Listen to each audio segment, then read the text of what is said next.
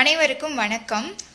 சென்னை திருவள்ளூர் பகுதியில் இருக்கிற பெரியபாளையம் அதுலேருந்து ஒரு இறால் சுத்திகரிப்பு அந்த ஃபேக்ட்ரியில் வந்து வாயு கசிவு ஏற்பட்டு இப்போது அதில் கிட்டத்தட்ட 60க்கு மேற்பட்டவர்கள் வந்து ஒர்க் பண்ணியிருக்காங்க.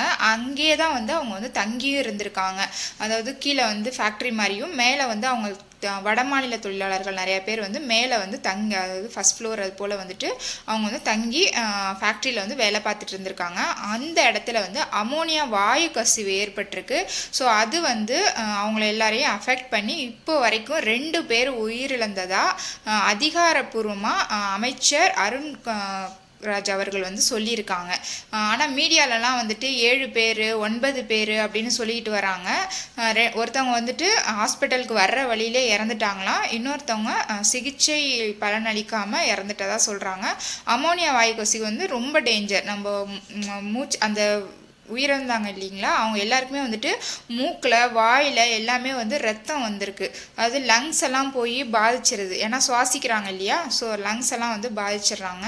ஸோ இப்போ வந்து அந்த 60 பேரில் ஒரு 10 பேர்கிட்ட வந்து கொஞ்சம் சீரியஸான கண்டிஷனில் இருக்கிறதாவும் அவங்களுக்கு வந்து தீவிர சிகிச்சை அளிக்கிறதாவும் அரசு துறையிலேருந்து வந்துட்டு ரிப்ளை பண்ணியிருக்காங்க. ஆனால் மீடியாக்கெல்லாம் பார்த்திங்கன்னா பலி எண்ணிக்கை அதிகமாக காட்டிக்கிட்டு இருக்காங்க. அதிகாரப்பூர்வமாக வந்துட்டு இது வரைக்கும் 2 பேர் உயிரிழந்ததாக சொல்லியிருக்காங்க. கலெக்டர் அந்த ஃபேக்ட்ரிக்கு வந்துட்டு பேரிடர் மேலாண்மை குழு அவங்க எல்லாருமே போய் ரெஸ்கியூ பண்ணிட்டு வந்திருக்காங்க. ஏன்னா சேஃப்டியோட போகணும் இல்லையா, போகிறவங்களுக்கு எந்த பாதிப்பும் வந்துடக்கூடாது அப்படிங்கிறதுக்காக சேஃப்டி ப்ரிகாஷனோட போயிட்டு அவங்க எல்லாருமே ரெஸ்கியூ பண்ணிட்டு வந்து இப்போ ஹாஸ்பிட்டலில் Stanley hospital, Rajiv Gandhi hospital, அப்புறம் ப்ரைவேட் ஹாஸ்பிட்டலையும் வந்து சேர்த்துருக்காங்க. அது போக வந்துட்டு தீவிர சிகிச்சை, அதாவது இந்த மாதிரி சுவாச பிரச்சனையெல்லாம் ஆகிறவங்களுக்கு என்ன சிகிச்சை, தரமான சிகிச்சை கொடுக்க முடியுமோ அதை வந்து கவர்மெண்ட் சார்பாக கொடுத்துக்கிட்டு இருக்காங்க. இதுலேருந்து இது வந்து ரொம்ப சோகமான நிகழ்வு. இதுலேருந்து வந்துட்டு அந்த மக்கள் எல்லாமே வந்து பொழைச்சி சீக்கிரம் வரணும் அப்படின்னு நம்மளும் வந்து இறைவனை பிரார்த்திப்போம். இது ஃபேக்ட்ரியில் போயிட்டு இப்போ வந்து ஆய்வு பண்ணியிருக்காங்க. அங்கே வந்து சேஃப்டிக்குன்னு ஒரு இன்ஜினியர் இருக்கணும் இல்லைங்களா, அதெல்லாம் வந்து கரெக்டாக இருக்கா அப்படின்னு மெயின்டைன் பண்ணுற இன்ஜினியர் இருக்கும். அவங்க வந்து அதை பார்க்குறது மட்டும்தான் அவங்களோட வேலை. அதை அந்த சார்பாக அவங்க வந்து பார்க்கல அப்படிங்கிறதுனால அந்த ஃபேக்ட்ரியோட உரிமையாளர் அப்புறம் அங்கே இருக்கிற மேனேஜர் 2 பேரையும் வந்து கைது பண்ணியிருக்காங்க. இப்போ வரைக்கும் 2 பேரை வந்து கைது பண்ணியிருக்காங்க. சேஃப்டி இன்ஜினியர் அந்த மாதிரி பொறுப்பில் யாரும் இருக்காங்களா, இல்லை சேஃப்டி ப்ரிகாஷன் எதுவுமே அவங்க பண்ணலையா அப்படிங்கிறதெல்லாம் இனிமே நடத்த போகிற விசாரணையில் தான் வந்துட்டு தெரிய வரும். மீடியாக்களில் சொல்கிறது வந்து அவங்க வேலை செஞ்சவங்க எல்லாருமே வந்து வடமாநில தொழிலாளர்கள் தான் வேலை செஞ்சாங்க அப்படிங்கிற மாதிரி சொல்கிறாங்க. இனிமே அவங்க அடுத்த கட்டமாக அதோட விசாரணைக்கு அப்புறம் யார் எந்த ஊரில் இருக்கவங்க இறந்தாங்க என்னங்கிறது எல்லாமே வந்துட்டு தெரிய வரும். முதலமைச்சர் விஜய் அவர்கள் வந்து அவங்களுக்கு வந்து நிவாரணமாக 2 லட்சம் வந்து அறிவிச்சிருக்கிறதா வந்து சொல்லியிருக்காங்க. 2 பேர் இறந்துருக்காங்க, அதில் வந்து ஒவ்வொருத்தருக்கும் 2 லட்சம் வந்துட்டு அளிச்சிருக்கதாகவும் எல்லா மினிஸ்டர்ஸையும் போய் அந்த இடத்துல, அதாவது ஹாஸ்பிட்டலில் போய்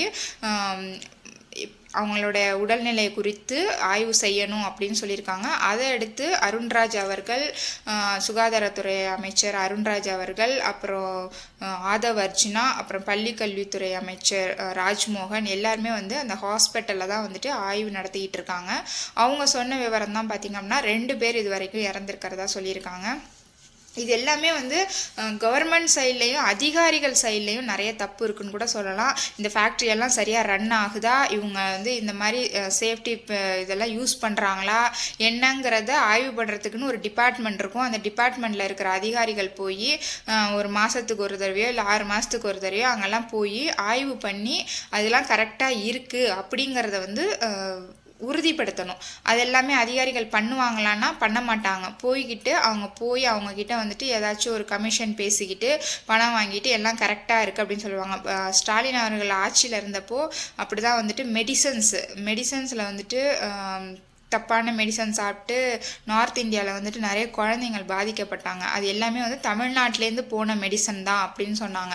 அப்படின்னா என்ன அர்த்தம், அந்த மெடிசன் தயாரிக்கிற இடம் வந்து சுத்தமாக கூட இல்லை. அது எல்லாமே அதிகாரிகள்லாம் போய் ஆய்வு பண்ணியிருப்பாங்க. ஆய்வு பண்ணுறப்ப என்ன ஆகும், அவங்களுக்கு வந்து லஞ்சத்தை வாங்கிக்கிட்டு எல்லாம் கரெக்டாக இருக்குது அப்படின்னு சொல்கிறது தான் வந்து காரணம். இது எல்லாமே இந்த சம்மந்தமாக இதுக்கு வந்து யாரெல்லாம் இன்ஸ்பெக்ஷன் பண்ணணும், யாரெல்லாம் அந்த டிபார்ட்மெண்ட்டில் இருக்காங்க இந்த ஏரியாவில், அவங்க எல்லாரையுமே வந்துட்டு தமிழக அரசு வந்து சஸ்பெண்ட் பண்ணணும். சஸ்பெண்ட் பண்ணால் தான் அடுத்தடுத்த அதிகாரிகள் வந்து இந்த மாதிரியெல்லாம் ஆய்வு பண்ணும்பொழுது கரெக்டாக எல்லாமே நடக்குதா அப்படிங்கிறத பார்ப்பாங்க. இது வந்து தமிழக அரசு அடுத்தடுத்த நடவடிக்கைகளில் விசாரணை பண்ணி நடவடிக்கை எடுக்கும் பொழுது அந்த அதிகாரிகள் யார் ஆய்வுக்கு போனாங்க என்ன ஏது எல்லாரையும் வந்துட்டு சஸ்பெண்ட் பண்ணணும். முடிஞ்சால் இதுக்கு காரணமானவங்களுக்கு தக்க தண்டனையும் கொடுக்கணும். ஏன்னா வந்து நிறைய இடங்கள்ல இது மாதிரி இறால் சுத்திகரிப்பு அது மாதிரி ஃபேக்ட்ரியெல்லாம் இருக்குது.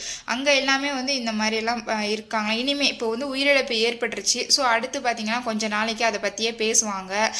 அதை மாதிரி ஃபேக்ட்ரிலாம் வந்துட்டு ஆய்வு பண்ணோம் அப்படின்னு. இது கொஞ்ச நாள் நடக்கும். அப்படிலாம் இல்லாமல் எப்போதுமே இந்த மாதிரியான ஃபேக்ட்ரிஸு மக்கள் இது வந்து அவங்க ஃபேக்ட்ரியோட போகாமல் வெளியில் பரவி இருந்துச்சு அப்படின்னா இன்னும் அதிகமாகவே வந்துட்டு மக்கள் வந்து பாதிக்கப்பட்டிருப்பாங்க இல்லையா.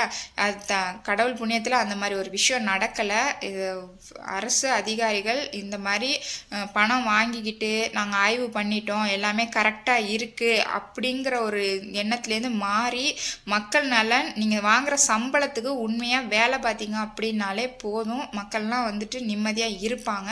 இது அரசு வந்து இந்த அதிகாரிகள்லாம் யார் போய் ஆய்வு பண்ணாங்க, கரெக்டாக பண்ணாங்களா, என்ன ரிப்போர்ட் கொடுத்துருக்காங்க, அந்த இதெல்லாம் விசாரித்து அவங்களுக்கு வந்து சஸ்பெண்ட் ஆர்டர்லாம் கொடுக்கணும். முடிஞ்சால் டிஸ்மிஸ் பண்ணி விடுங்க.